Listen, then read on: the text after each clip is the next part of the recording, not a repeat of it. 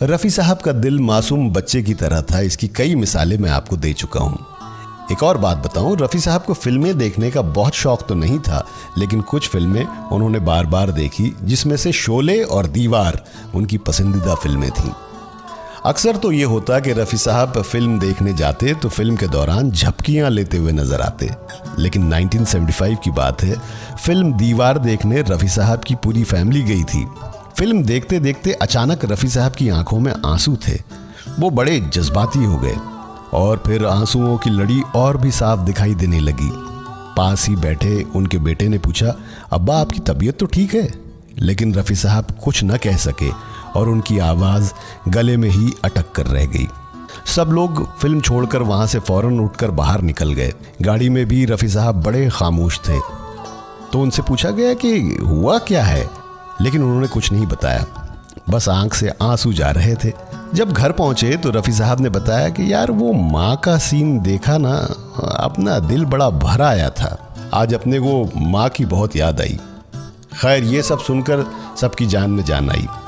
थोड़े दिन बाद रफ़ी साहब ने फिर कहा कि यार दीवार देखनी है, जिस पर उनके बेटे खालिद ने कहा कि अब्बा आप कहें तो वो सीन ही फिल्म से कटवा दूं। ये सुनकर रफ़ी साहब बहुत हंसे, लेकिन इस बार उन्होंने पूरी फिल्म देखी और उन्हें दीवार फिल्म पसंद भी आई।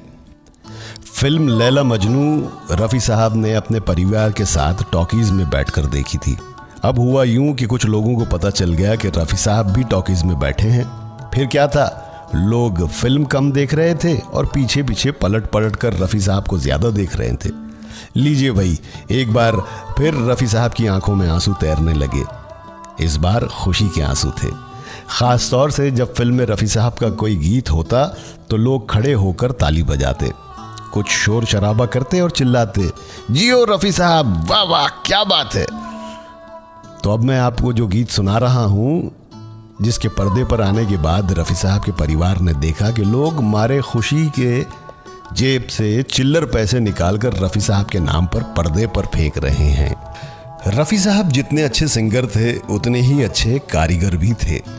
उनकी एक बड़ी ख़ास हॉबी थी कि जब जब वो किसी फॉरेन टूर पर जाते तो वहाँ से अलग अलग किस्म के टूल्स ज़रूर लाते। उनके कलेक्शन में इलेक्ट्रिकल, मैकेनिकल और कारपेंट्री के ढेर सारे टूल्स थे। छुट्टी के दिन घर की छोटी मोटी मरम्मत वो खुद अपने हाथों से किया करते थे। दरवाज़ा टाइट करना, खिड़की को कसना, कुछ छोटी मोटी रिपेयरिंग करते और उन्हें ड्रिल मशीन चलाने का बड़ा शौक था और बहुत अच्छा तजुर्बा भी। घर में रफ़ी साहब लुंगी और कुर्ता पहनते थे और जुमे और ईद के दिन चूड़ीदार पजामा और लंबा ढीला कुर्ता उनका पहनावा होता था। जुमे की नमाज वो बिना नागा बैंड्रा की मस्जिद में पढ़ते थे। रफ़ी साहब हर जुमेरात को बम्बई की माहिम दरगाह के बाहर बैठे फ़कीरों को खाना खिलाते थे। होटल वाले को खुद जाकर कहते कि जितने भी यहाँ फ़कीर हैं सबको खाना खिला दो और दूसरे दिन जाकर उसका पेमेंट कर देते। ये तो आप जानते ही हैं कि रफ़ी साहब खुद भी खाने के बहुत शौकीन थे, तो उनकी फेवरेट चीज़ें थी चिकन, दाल फ्राई और उन्हें ऑमलेट बहुत पसंद था। कई बार ऑमलेट वो खुद अपने हाथों से बनाते थे। डायबिटीज़ होने की वजह से वो मटन ज़्यादा नहीं खाते थे।